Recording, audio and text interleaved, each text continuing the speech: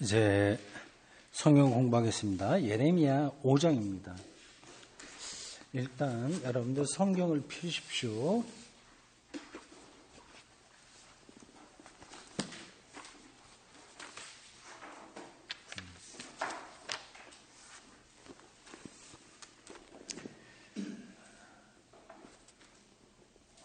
좀 깁니다.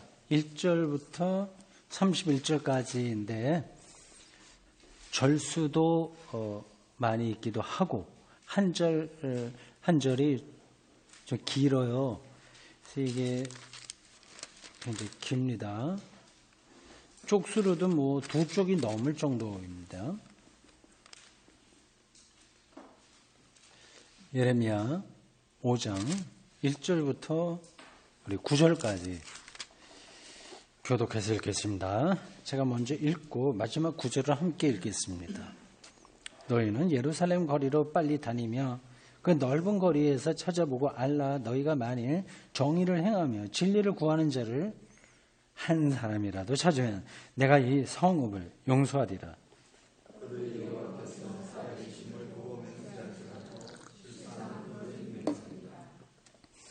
여호와여, 주의 눈이 진리를 찾지 아니하시나이까? 주께서 그들을 치셨을지라도 그들이 아픈 줄을 알지 못하며 그들을 멸하셨을지라도 그들이 징계를 받지 아니하고 그들의 얼굴을 바위보다 굳게 하여 돌아오기를 싫어하므로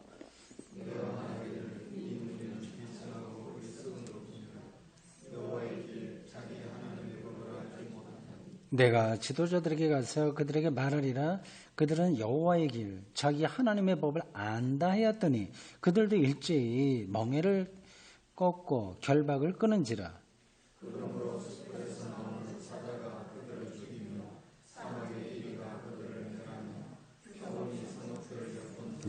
그리로 나오는 점이다.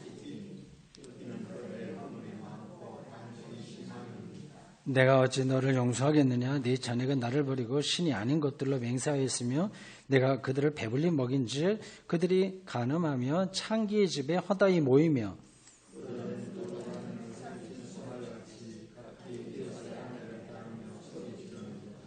여호와의 말씀이니라. 내가 어찌 이 일들에 대하여 벌하지 아니하겠으며 내 마음이 이런 나라에 보복하지 않겠느냐. 아멘. 이 예레미야가 굉장히 복잡합니다. 일단 내용도 굉장히 길고요, 전체적으로. 그리고 그 문장, 글 쓰는 방식도 이게 예레미야 말인지 하나님 여호와의 말인지 아니면 예레미야를 대적하고 있는 상대방의 말인지가 뒤섞여 있습니다. 그래서 천천히 이거를 봐야 되는데 그래서 자칫하면 이거는 예레미야와 반대되는 입장에 있는 사람들의 말을 그것도 그럴듯한 게 많이 있거든요. 뒤로 나가면 더 많이 나옵니다. 그거를 은혜로운 말씀으로 생각할 때가 있습니다. 이건 그런 부분들이 성경에 여러 군데 있죠. 욥기 이런 데도 있고요. 다른 데도 있습니다. 성경이 있다고 해서 성경에 나왔다고 해서 그것이 다 참된 말씀, 참되다기보다 그 문자를 그대로 하나님의 말씀으로 직결시키면 조금 잘못될 경우가 있습니다. 좀 천천히 잘 앞뒤 맥락들을 보면서 생각해야 됩니다. 1절 보십시오. 지금 예레미야는 그 나라가 이제 풍전등화와 같은 상태에 떨어져 있는 것이 너무 지금 마음이 아픈 상태입니다. 근데 그 지도자들하고 그 백성들이 방향을 못 잡고 있는 거예요. 그냥 전체적인 흐름만 본다면 예레미야하고 그 대적하는 사람들 사이에 부딪히는 그 핵심은 이겁니다. 그 대적하는 사람들 반대 입장에 모든 의견이 이렇게 서로 나뉘지 않습니까? 근데 반대인 입장에 있는 사람들은 우리가 지금 이렇게 어렵지 않다 또 일단 얘기하고 어렵다고 하더라도 하나님께서 우리를 지켜서 저 바벨론 이런 데를 하나님이 치실 거고 우리는 걱정할 거 없다 이렇게 주장합니다. 오늘 본문 우리가 읽은 그 짧은 구절에도 그런 입장이 나와요. 예레미야는 그렇지 않습니다. 현실을 더 직시하고 있죠. 이거 너희들이 이렇게 하나님을 이야기하지만 정말 속으로는 하나님을 생각하지 않는데 하나님은 어떻게 심판하지 않겠냐. 그러니까 우리는 결국 바벨론 나중에 가면 이제 나오게 되는데 이제 바벨론의 공격을 받아서 오늘 이 본문에도 지금 짧은 구절에 좀 나오긴 합니다. 결국 우리가 심판받는다 얘기합니다. 두 가지가 대립되는 거예요. 한쪽에는 우리는 승리한다 무조건. 한쪽엔 심판받는다 그거죠. 그리고 승리한다는 거하고 심판받는다는 게 그 자체로서 옳고 그런 건 아닙니다. 하나님의 백성이 하나님의 도우심으로 승리한다는 말 자체는 틀린 거 아니에요. 그러나 그 맥락이 있습니다. 어떤 사회적인 국제적인 맥락에서 우리 무조건 이긴다 할 수 있다 이런 쪽으로 가는 거는 현실을 모르는 사람들의 주장이니 그건 하나님의 말씀이 아닌 거죠. 우리 심판받는다 얘기도 이게 무조건 옳은 건 아닙니다.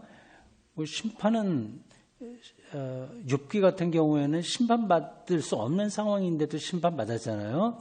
그러니까 잘못했기 때문에 하나님이 심판한다고 하는 게 자체로서는 무조건 옳은 게 아닙니다. 예레미야는 그걸 계속 얘기하고 있어요. 그러나 그 당시에 맥락을 놓고 볼 때는 예레미야의 말이 옳은 거죠.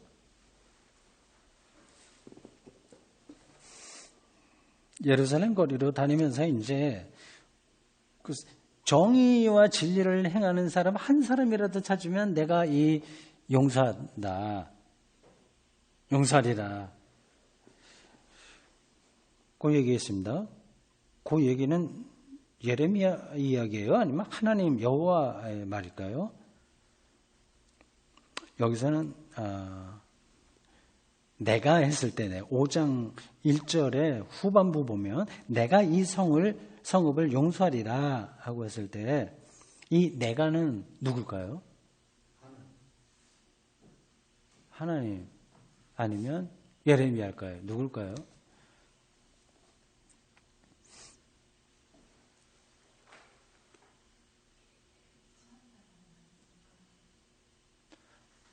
그러나 이 문장만 본다면 저는 예레미야의 이야기 말일 겁니다. 더 이상 나는 비판하지 않겠다. 만약 너희들이 한 사람이라도 의로운 사람이 있으면 내가 더 이상 이 예루살렘의 심판을 얘기하겠냐. 그 가까울 것 같습니다. 근데 100% 제가 자신하는 건 아니에요. 지금 예레미야가 말을 하고 있는 중입니다. 창세기 18장 22절 거기 보면 그 소돔성에 갔을 때 천사들 소돔성에 가기 전에 아브라함하고 천사하고 나그네로 나타난 천사하고 대화에 그런 게 나오죠. 그래서 50명 이렇게 줄어들어 의인이 50명만 있다면 50명으로 시작하던가요? 천사들의 주장이 소돔을 멸망하지 않겠다는 그런 이야기예요. 50명, 30명, 10명 이렇게 쭉 내려오죠. 그 비슷한 이야기입니다. 이거는 문학적인 수사죠. 한 사람도 없는 건 아닙니다. 어디서나 소수는 있어요. 하나님의 뜻을 따라 살려가는 사람들. 근데 이런 정도로 그 당시 예루살렘은 정의와 진리를 구하지 않았다. 표현하는 겁니다. 2절 보십시오. 여호와께서 살아계심을 두고 맹세할지라도 실상은 거짓 맹세. 이제 그 사람들은 늘 입으로는 여호와께서 살아계심을 두고 맹세한다고 하는데 실제로 거짓 맹세다. 입에만 들어있는 것. 그 영혼이 거기에 담기지 않은 빈말.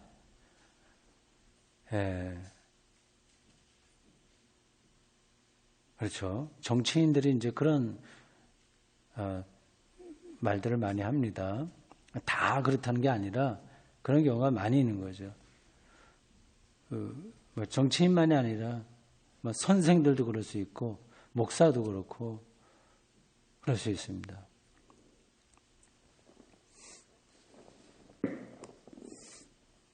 (3절은) 예레미야가 하나님을 향해서 질문 혹은 하소연하는 내용입니다. 주의 눈이 진리를 찾지 않으십니까? 바른 거를 바르게 찾아서 왜 이렇게 딱 해결하지 않으십니까? 그 뜻이에요. 그러니까 주께서 그들을 치셨을지라도 그들은 예루살렘 주민들입니다. 쳤는데도 아픈 줄도 몰라. 뭐를 어떻게 되는지 도대체가 상황을 파악하지 못하는 거예요. 그리고 그들을 멸하실지라도 징계를 받지, 자기는 징계받은 거라고 생각하지 않는 거죠. 그러면서 얼굴을 바위보다 굳게 하여. 뻔뻔하다는 얘기입니다. 돌아오기를 싫어한다. 이런 거 보니까 하나님께서 진리를 실행하지 않으신 것 같은데 어떻게 된 겁니까? 안타까워서 예레미야가 하소연하고 있습니다. 그 다음에 이제 예레미야가 내가 말하기를 이렇게 표현합니다. 문장들이 각각 다 뒤섞여 있어요. 내가 말하기를 이 무리는 비천하고 어리석은 것뿐이다. 잘난 척하고 자신감이 넘치는데 그렇지 않은데 그걸 그렇게 생각하고 있으니 그렇다. 여호와의 길, 자기 하나님의 법을 알지 못한다. 예레미야와 반대의 입장에 있던 사람들은 또 예레미야를 무시했을 겁니다. 저런 겁쟁이, 너무 과민한 사람. 근데 이렇게 사는 게 좋은데 왜 이래? 이렇게 하는 거죠. 5절 예레미야가 계속하는 이야기입니다. 지도자에게 말하리라. 여호와 길을 하나님의 법을 안다 하였더니 그 지도자들이 여전히 멍에를 꺾고 결박을 끊은지라. 그러니까 여기서는 멍에와 결박은 좋은 뜻입니다. 하나님의 법, 하나님의 길 이걸 가르쳐요. 그걸 이제 다 해쳐버리는 거죠. 6절 수풀에서 나오는 사자, 사막의 이리, 표범 이런 것들은 그 적군을 얘기합니다. 바벨론, 더 멀리 올라가면 아시리아는 이미 그 역사가 끝났으니까 바벨론 이런 데서 아주 강한 군대가 와서 이 예루살렘을 이렇게 찢어발기리라 그런 뜻이죠. 예, 계속해서 7절과 8절, 9절까지 그 예루살렘 주민들의 여러 가지 차원에서의 하나님을 배반한 일들 이런 것들을 열거하고 있습니다.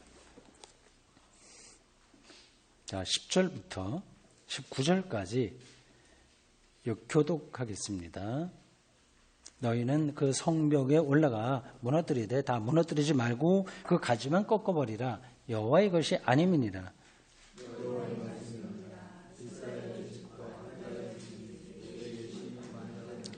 그들이 여호와를 인정하지 아니하며 말하기를 여호와께서는 계시지 아니하니 재앙이 우리에게 임하지 아니할 것이요 우리가 칼과 기근을 보지 아니할 것이며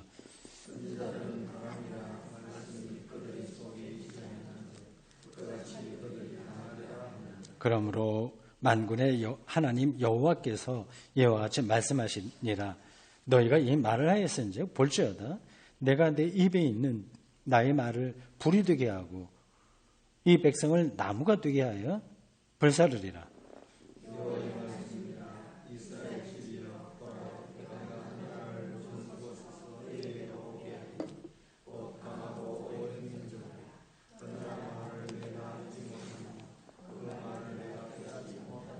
그 화살통은 열린 무덤이요. 그 사람들은 다 용사라. 먹을 추수곡물과 양식을 먹으며 이 양떼와 소떼로 포도나무와 무화과나무 열매를 먹으며 여호와의 말씀이니라. 그때에도 내가 너희를 진멸하지는 아니하리라.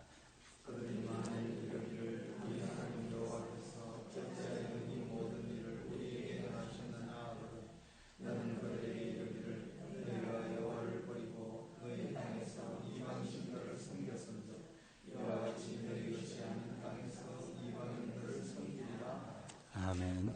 예. 특별히 어려운 내용은 없습니다. 비슷한 이 예레미야의 설교, 비판, 문제 제기가 나오고 있습니다. 11절에 보면 그렇게 되어 있죠. 이게 핵심입니다. 이스라엘의 집과 유다의 집, 이 두 개가 똑같은 겁니다. 근데 북이스라엘이죠. 북이스라엘 남유다 보통 얘기하지 않습니까? 근데 이 예레미야가 활동하던 시기에는 북이스라엘이 멸망할 때죠. 멸망한 뒤에요.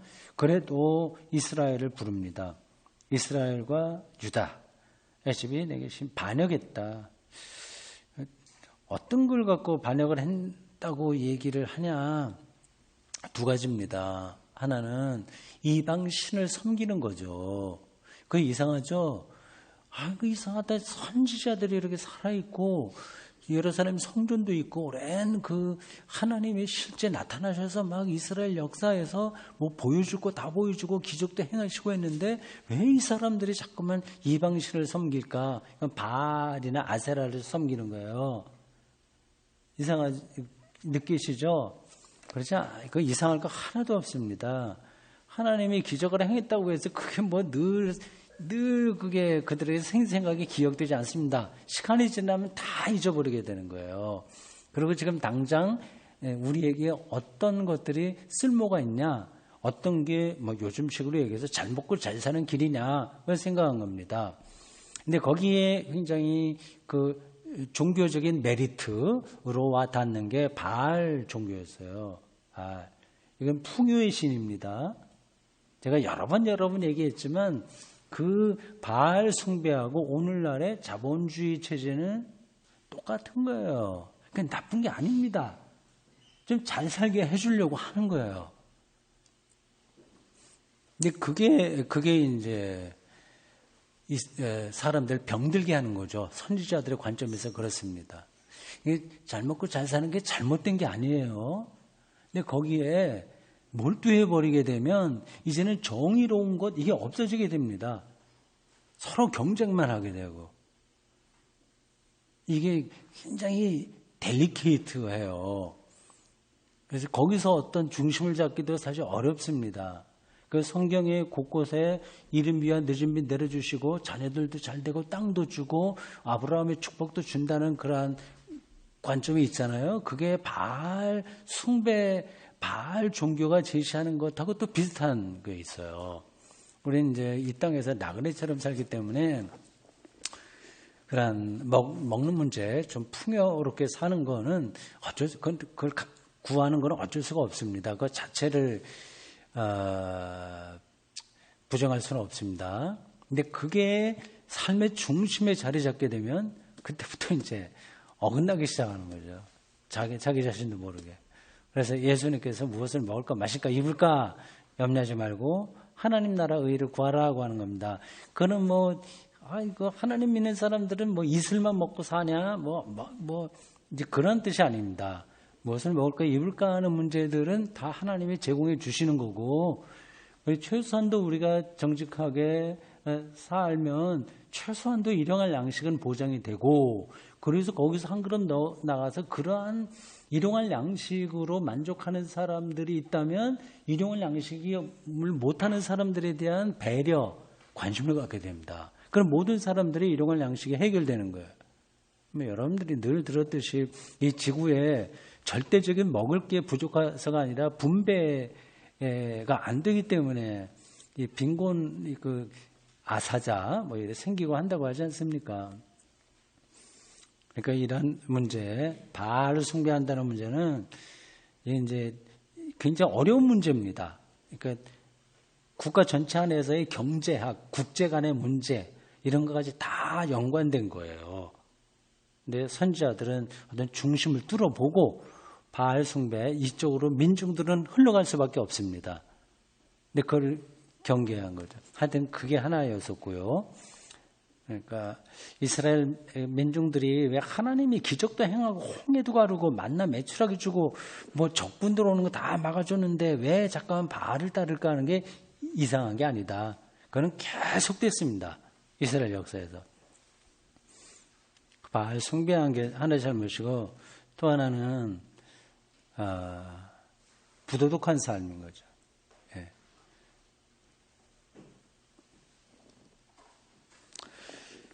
자, 그렇게 됐습니다.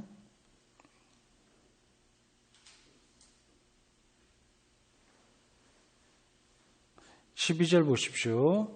그들이, 이거는 이스라엘 백성들이에요. 여호와를 인정하지 않고 말하기를 여호와께서는 계시지 않고 재앙이 우리에게 임하지 아니할 거고 칼과 기근을 보지 아니할 것이며 자신감이 넘치는 거죠. 13절 선지자들은 바람이라. 선지자들이 한 말 공허하다는 얘기입니다. 공허하다. 말씀이 그들의 속에 있지 아니하니 그같이 그들이 당하리라 하느니라. 그 이스라엘 민중들의 속셈을 예레미야가 까발리고 있는 겁니다. 요즘 코로나 폐렴 때문에 약간 좀 분위기가 나쁘죠. 전 세계적으로요. 그런 얘기가 있잖아요. 이 지구의 미래는 인간과 그 박테리아의 싸움이다. 코로나 이 폐렴균은 바이러스라고 해서 박테리아보다 훨씬 작아요. 그래서 통제가 안 되고 요거는 늘 변종이 생기기 때문에 인간이 완전히 극복은 못할 겁니다. 근데 어떻게 보면 이게 코미디 같은 얘기죠. 이 바이러스 균하고 우리 인간하고는 게임이 안 되죠. 그 바이러스 균보다 우리는 수천억 배가 커요. 문명도 있고. 그런데도 여전히 우리가 그 문제를 해결하지 못하고 있습니다. 외계인, 그 바이러스마저도 이렇게 눈으로 볼 수 있는 외계인이 지구에 와서 이런 걸 보면 재밌다고 웃을 겁니다. 바이러스 고놈들이 어떻게 번지고 박쥐에서 왔다면서요? 박쥐인가? 해갖고 인간의 몸에 호흡기에 들어가서 거기서 기침을 할 때 나와갖고 그게 또 그놈들이 눈에 보이면 엎드려 전파되고 하는 게 다 전쟁하듯이 나타나는 거 아니겠습니까? 우리가 하나님의 도우심과 보호하심 가운데서 평안하게 사는 것은 당연하게 필요하되 늘 종말론적 의식 이걸 놓치지 말아야 됩니다. 어떤 방식으로 지구에 더 이상 인류라고 하는 종이 존속할 수 없는 때가 실질적으로 올 거고요. 이제 지구 전체가 이제 또 생명체가 없는 그런 별이 될 테니 그 정도가 아니라 이제 없어지기도 하니까 그 하나님이 그러한 종말까지를 또 포함해서 어떻게 이 세계를 완성할 거냐에 대해서 마음을 열어야 됩니다. 그게 나는 가장 현실적으로 이 세상을 사는 기독교인의 태도라고 생각합니다. 근데 우리가 확보하고 있는 것들은 바이러스 이거 하나에 의해서도 다 파손될 수도 있는 거죠. 여기 12절, 13절 읽다 보니까 여기 생각이 나서 그렇습니다. 하나님 없어. 재앙이나 임하지 않아. 우리가 칼과 기근 안 봐. 선자들의 말은 공허해. 이런 식으로 그 당시 사람들은 생각한 겁니다. 자, 20절에서 마지막 절까지 교독해서 읽겠습니다. 너는 이를 야곱 집에 선포하며 유다에 공포하여 이르기를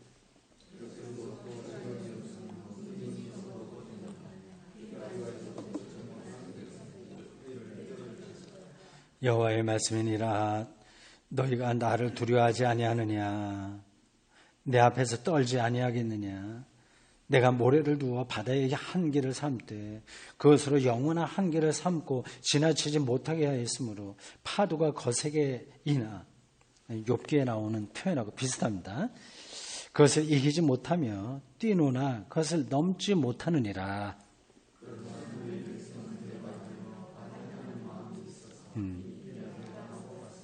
또 너희 마음으로 우리에게 이른 비와 늦은 비를 때에 따라 주시며 우리를 위하여 추수 기한을 정하시는 우리 하나님 여호와를 경외하자 말하지도 아니하니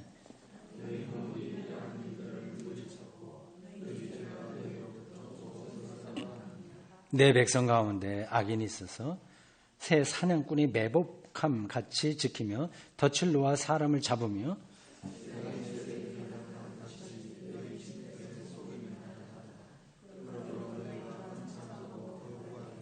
살지고 윤택하며 또 행위가 심히 악하여 자기 이익을 얻으려고 송사 곧 고아의 송사를 공정하게 하지 아니하며 빈민의 재판을 공정하게 판결하지 아니하니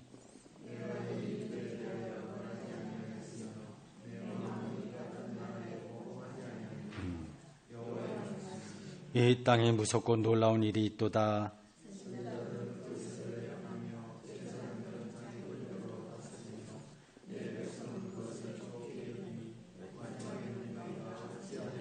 아멘. 여기 31절 말씀이 굉장히 강합니다. 표현이요. 선지자 거짓이에요. 잘 될 거야, 잘 될 거야, 복 받을 거야, 뭐 이런 식으로. 제사장, 종교, 권위, 권력, 그 질서 안에서 정점을 누리는 권력으로, 그러니까 사람을 살리는 방식으로 다스리는 게 아니라 제가 권력을 행사하는 방식으로 하는 거예요. 이제 이게 참 쉽지 않습니다. 그거로 끝나는 게 아니라 백성은 그 당연하다고 생각하는 거예요. 그렇게 하는 게 좋게 여기는 겁니다. 이런 거 보면 벌써 이게 2600년 전 최선도 그때 선지자 이야기인데 오늘 우리의 삶을 얘기한다고 하더라도 전혀 이상하지가 않습니다. 그 백성들만이라도 눈을 뜨고 이제 깨어 있으면 되는데 그분이 뒤따라가니까 어떻게 되겠냐? 예레미야의 날카로운 말이 좀 살아있네요, 정말. 27절 보십시오. 표현도 문학적으로 대단하죠. 세상에 새들이 가득함 같이 너희 집들에 소금이 가득하도다. 그러면 상상이 돼요. 그러므로 너희가 번창하고 거부가 돼요. 자본이 막 번성하는 거죠. 자본주의가. 21세기 모습입니다. 살지고 윤택하며 그건 다 좋은 것처럼 보이잖아요. 근데 거기에 행위가 악하고 자기 이익을 얻으려고 이게 자본주의의 속성이죠. 자기 이익에 모든 가치를 두는 거 아니겠습니까? 지금 제가 자본주의 비판을 많이 하고 있는데 제가 부정하는 건 아닙니다. 이 세계가 그렇게 가서 자본 없이는 삶이 인간이 살아갈 수 없으니까 필요하긴 해요. 근데 너무 과도하니까 그런 거죠. 교회마저도 거기에 휩쓸려 있지 않습니까? 그러니까 부익부, 빈익빈 현상이 만연해서 그걸 이상하게 생각하지 않는 거예요. 이제 그게 이제 악이라고 하는 겁니다. 예레미야에 의하면. 이익을 얻으려고 고아의 송사, 힘이 없는 사람들의 이 송사를 공정하게 안 하고 등등 그렇게 얘기하고 있습니다. 물론 모든 사람들이 모든 판사나 모든 검사나 이런 사람들이 다 이렇게 권력자들이 다 이렇게 하는 건 아닙니다. 그 중에서도 바르게 하려고 하는 소수가 늘 있어요. 그러나 그 시대 정신으로 보면 다 우리가 악한 시대에 살고 있어요. 전반적인 흐름이 그렇습니다. 이런 것들을 뚫어보고 있으니 예레미야가 29절에 이렇게 하나님의 말씀을 대언해서 이렇게 말하지 않을 수가 없는 거예요. 벌하지 아니하겠냐? 보복하지 않겠느냐? 여호와의 말씀이니라. 예레미야의 이 선포를 그 당시 사람들이 얼마나 진지하게 받아들였는지는 모르겠습니다. 여러분들은 성경 읽을 때 이 위대한 선지자들, 와, 하나님의 말씀 대단하네, 이렇게 생각하시죠? 그 당시에는 사람들이 별로 귀 기울이지 않았습니다. 세월이 지나면서 이게 우연한 기회에 살아남아서 제자들이 좀 기록하고 있다가 아니면 사람들의 입에 구전되고 있다가 이게 정말 진리다. 그래서 말씀이 된 거죠. 그 당시에는 별로 사람들이 귀 기울이지 않았다. 그럽니다. 이거 오늘도 이제 비슷할지 모르죠. 여러분 다른 문건을 보십시오. 이거는 독일 마틴 루터 성경에 나와 있는 각주가 아니라 해설을 보충한 겁니다. 잠깐 보겠어요. 5장 1절에서 2절. 여기서는 앞에서 예고한 심판을 하나님이 내리시려는 까닭을 더 자세하게 설명한다. 2장과 3장 앞에서는 무엇보다도 하나님에 대한 배신이 문제였으나 5장에서는 윤리적인 영역에서 사람 사이의 관계, 고아, 힘없는 사람들 송사를 바르게 하지 않고 등등. 그래서 드러난 백성의 범죄를 다룬다. 하나님이 직접 죄를 지적하신다. 단 한 사람의 의인만 찾을 수 있다면 하나님이 용서해 주려고 한다.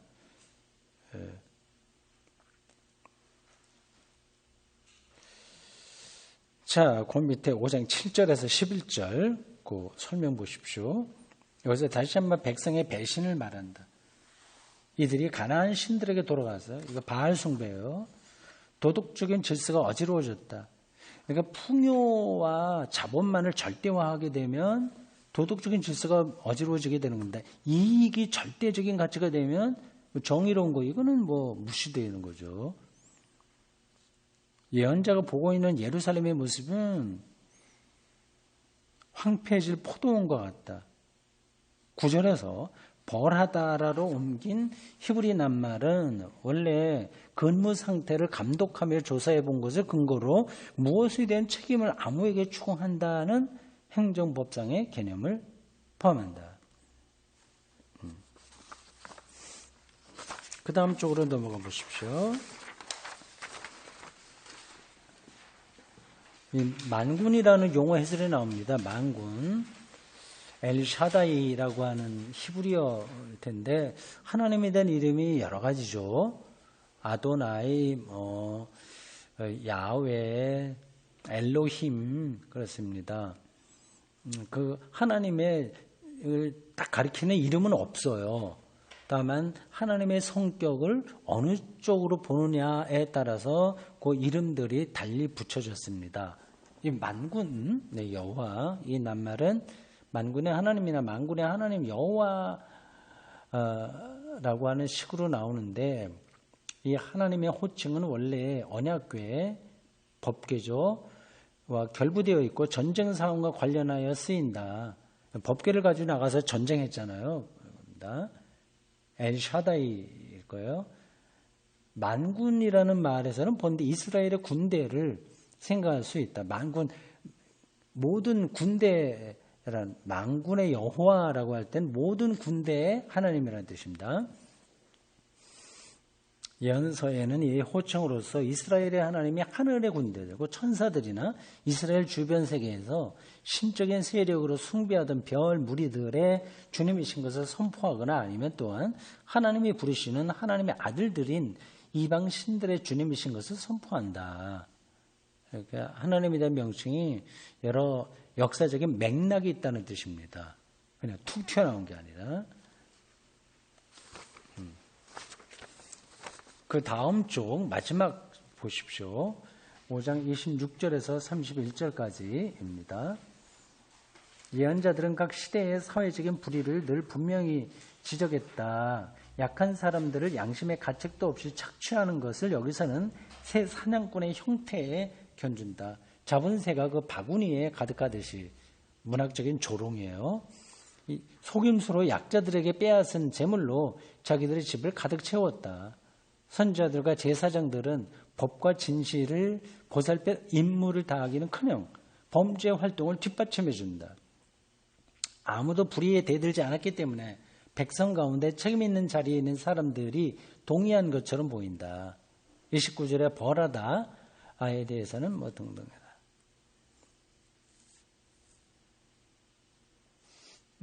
복수라는 그 용어, 성경에는 복수의 하나님에 대해서도 말한다. 이건 아주 특별한 경우에 나오는 표현들입니다. 예, 억울한 사람들의 한을 이제 하늘에 이르는 거죠. 한이 거기까지 메아리 칠 때 복수의 하나님 얘기합니다. 그러니까 하나님은 복수하신다는 말을 함부로 쓰면 또 안 돼요.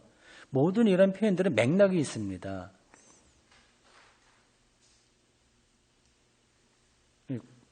그 둘째 줄, 성경에서 기도하는 사람들이 자기들의 적들에 대한 복수를 바라는 것도 시편에 많이 나오죠. 원수를 갚아달라 뭐 이런 거요. 이런 흐름에서 보면 괴롭힘을 당한 사람들이 자신들의 생존권을 요구하는 것으로 이해할 수 있다. 그렇게 표현하는 것이 하나님은 복수하신다 이렇게 생각하시면 안 됩니다. 생존권에 대한 울부짖음, 거기서 복수하시는 하나님이라는 표현이 나왔다 이렇게 생각하시면 되겠습니다. 네, 기도하겠습니다. 주님, 설날 연휴 마치고 저희들 수요일 첫 번 모임 재미있게 또 깊이 있게 그리고 우리 서로 마음을 하나로 모아서 공부했습니다.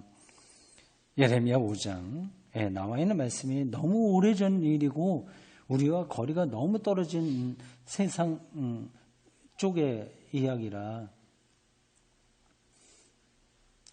때에 따라서는 멀리 느껴질지 모르나 그게 아니라 선지자의 입을 통해서 나오는 말씀이기에 오늘 우리의 삶, 우리의 실존, 우리의 모든 운명에 필요한 말씀입니다.